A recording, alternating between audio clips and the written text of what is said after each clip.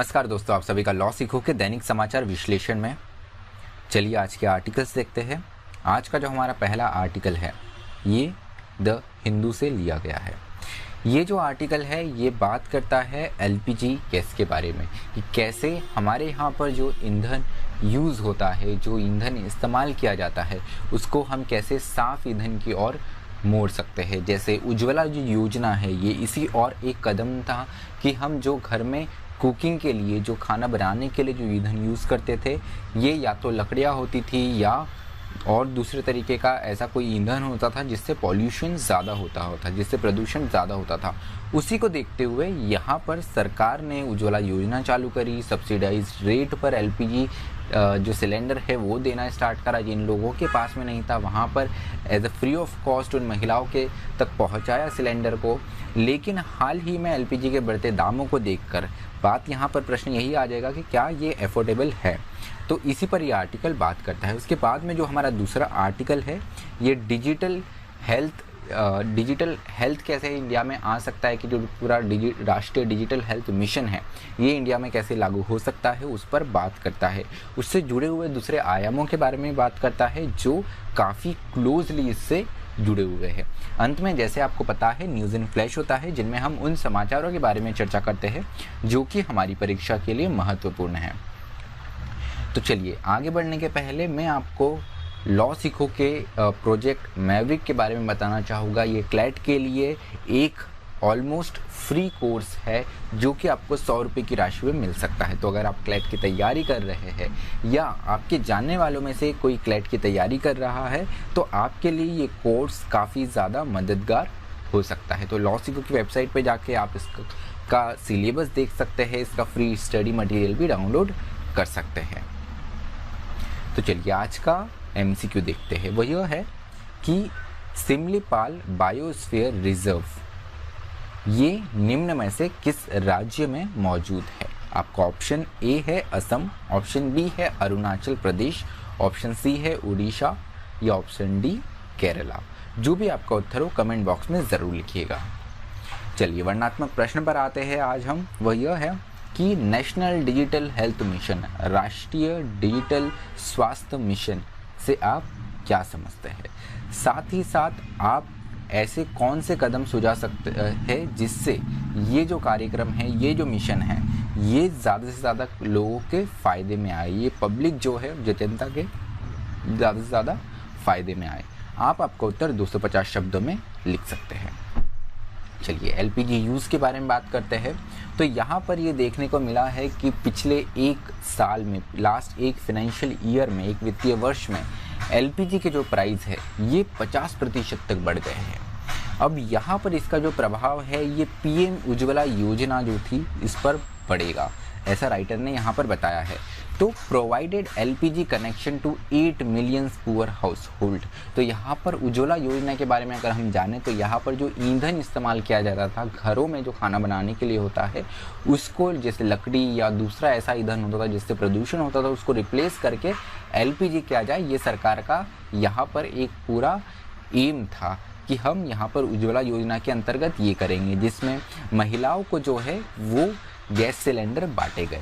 तो यहाँ पर इसका जैसे हमने उद्देश्य देखा कि कैसे एयर पॉल्यूशन, प्रदूषण कम किया जा सकता है। उसके साथ में यहाँ पर अगर हम देखें इस योजना के अंतर्गत जो लाभकारी है उन्होंने केवल आधा यहाँ पे beneficiary consume only half LPG compare to regular customers. तो जो रेगुलर कंज्यूमर्स रहते हैं उनके कंपैरिजन में देखिए, अगर हम जिनको ये पीएमयूवाई के अंतर्गत, उज्ज्वला योजना के अंतर्गत सिलेंडर बांटे गए, तो ये इससे आधा कंजम्पशन, आधा ही इस्तेमाल करते हैं। इसके पीछे रीज़न राइटर ने ये बताया कि कहीं ना कहीं ये अफोर्डेबल नहीं है एज़ कम्पेयर टू जो ईंधन वो पहले यूज़ करते थे।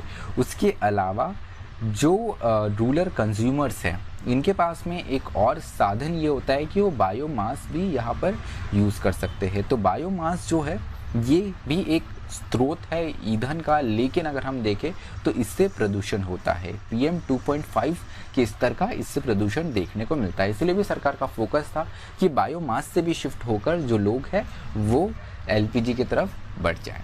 तो चलिए यहाँ पर कुछ कदम हैं जो इस आर्टिकल में सुझाए गए हैं। सबसे पहले कि आपको ज़रूरत है कि आप पारदर्शिता बढ़ाएं।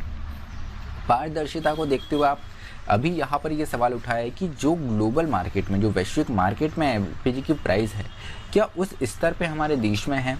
क्योंकि कई बार ये देखने को मिला है, पेट्रोल के भी संबंध में अगर हम देखें तो हमको ये देखने को मिला है कि वैश्विक मार्केट में तो इतना प्राइस नहीं है, फिर भी भारत में ज़्यादा प्राइस देखने को मिलता है। तो आपको यहाँ पर पारदर्शिता लाने की आवश्यकता है। उसी में ये भी है कि आपका जो प्राइस बिल्डअप है और जो आपका सब्सिडी का सिस्टम है, आप उसको एक पूरा यहाँ पर एनालाइज भी कर सकते हैं कि जिस तरीके से हम जिस प्राइस पर अवेलेबल करवा रहे हैं, क्या वो अपने आप में सही है, क्या वो लोगों को अफोर्डेबल हो सकता है। इन सारी चीज़ों का ध्यान रखना बहुत ज़रूरी हो जाता है।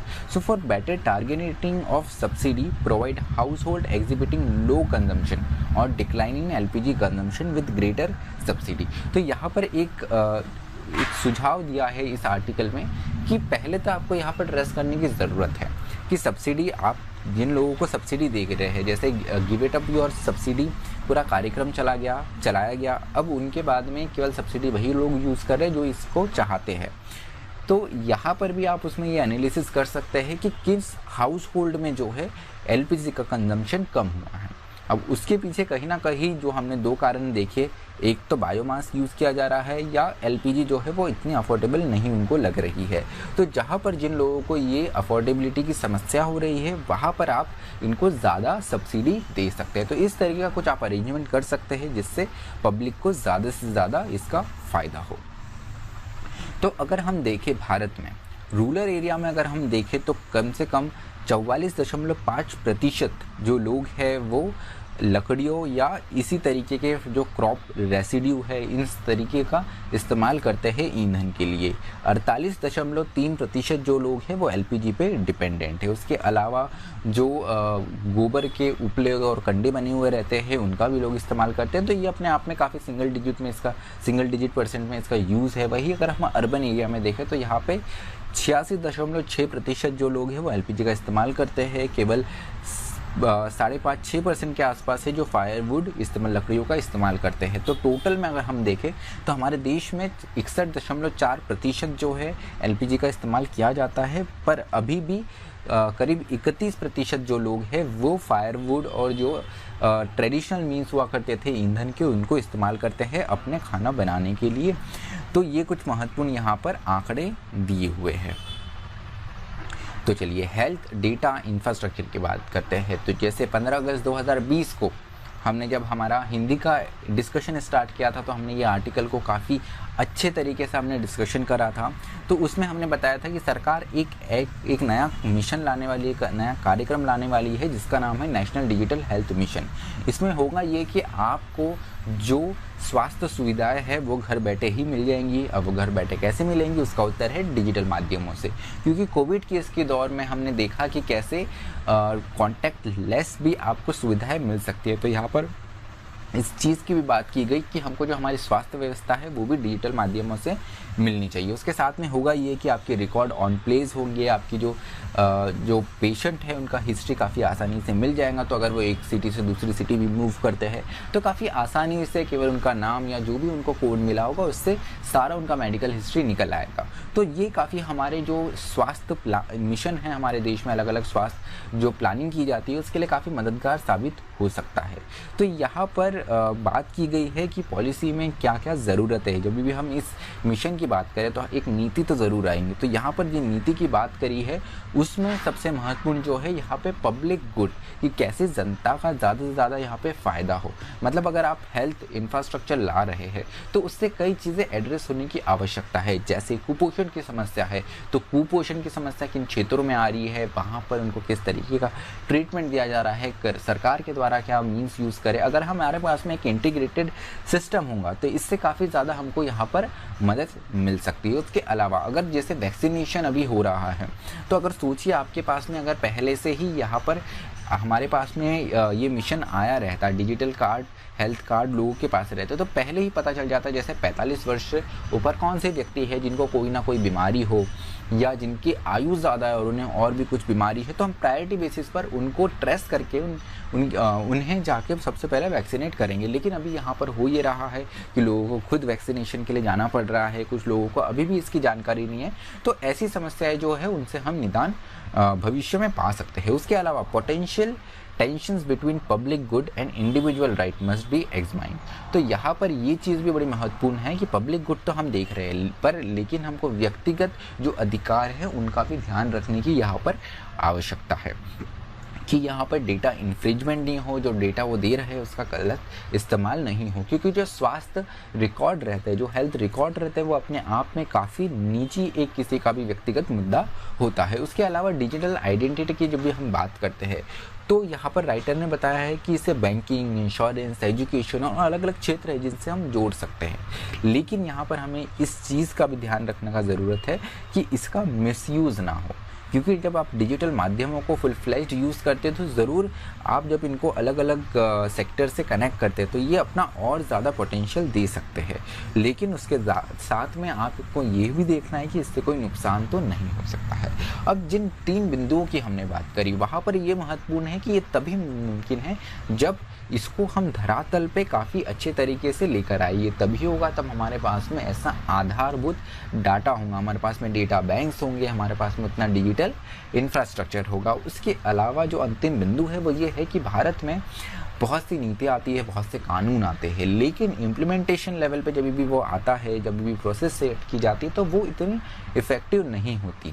तो उसके लिए ज़रूरी है कि हम पब्लिक कंसल्टेशन करें, लोगों की राय लें और एक पारदर्शी सिस्टम बना के रखें जिससे ये सबको मददगार साबित हो सके।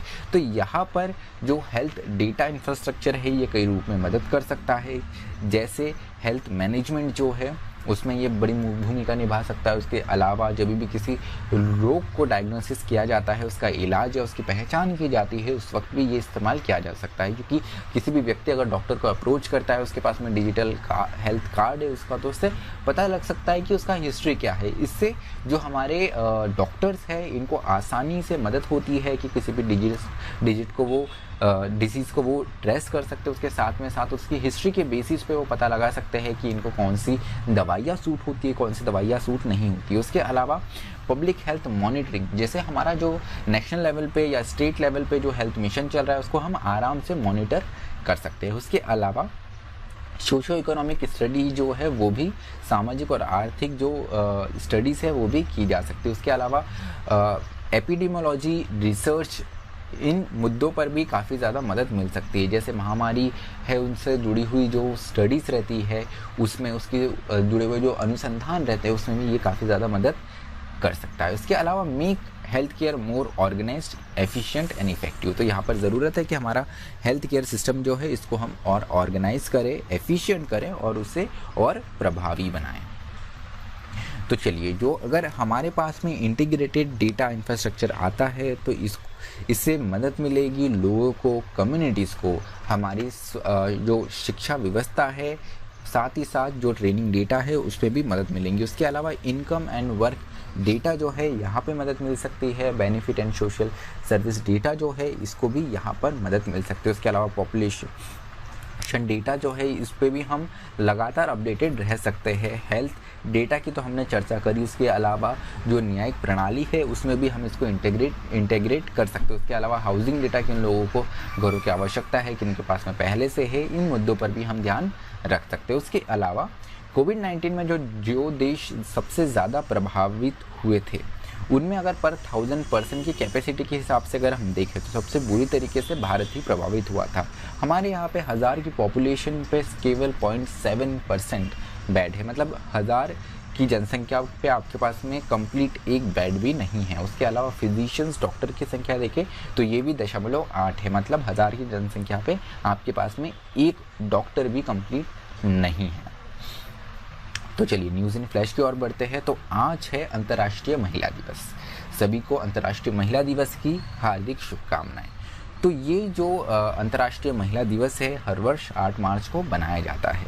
तो यहाँ पर जो फैक्ट्री वर्कर में जो महिलाएं काम करती थी, जो फैक्ट्री में महिलाएं काम करती थी, उनके स्ट्रगल के रूप में, उनके स्ट्रगल को याद करने के रूप में इस दिवस को हम यहाँ पर महिला दिवस बनाते हैं। तो 1920 के दौर में सबसे पहले ये जो कम्युनिस्ट पार्टीज़ थी उनके द्वारा बनाना शुरू हुआ, फिर यूएसएसआर जो आज का रशिया है वहाँ पे बनाया, और फिर ये चाइना में भी बनाया जाने लगा। उसके अलावा यूनाइटेड नेशंस ने इसे 1997 से अंतर्राष्ट्रीय महिला दिवस घोषित कर दिया। तो यहाँ पर इंटरनेशनल वुमेन ईयर जो है 1975 में बनाया गया था यूनाइटेड नेशंस में। तो चलिए, भारत में कुछ स्कीम्स है जो महिलाओं के लिए है, जैसे बेटी पढ़ाओ बेटी बचाओ स्कीम, उसके अलावा one stop centre scheme, women helpline scheme है हमारे पास में, उसके अलावा वर्किंग वुमेन्स हॉस्टल, स्वधार गृह स्कीम, उसके अलावा महिला पुलिस वॉलंटियर। ये कुछ महत्वपूर्ण भारत सरकार की स्कीम्स है। उसके अलावा दूसरी जो खबर है ये चीन से आ रही है। तो चीन में जो ब्रह्मपुत्र रिवर जो है वो चीन से होते हुए हमारे देश में आती है।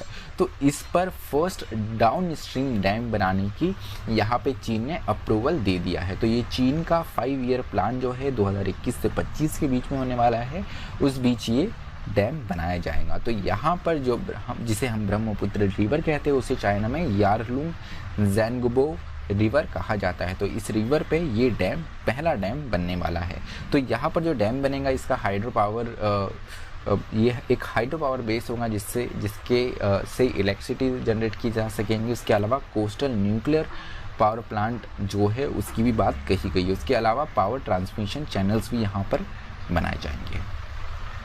तो चलिए, हमारा विश्लेषण जो है वो आज का यही समाप्त होता है। मुझे सुनने के लिए आप सभी का धन्यवाद। इसी तरह पढ़ते रहिए, मेहनत करते रहिए, और अधिक जानकारी के लिए आप लॉ सीखो की वेबसाइट भी विजिट कर सकते हैं। तो चलिए, मैं आपसे यही अपना विश्लेषण समाप्त करता हूँ। मुझे सुनने के लिए धन्यवाद।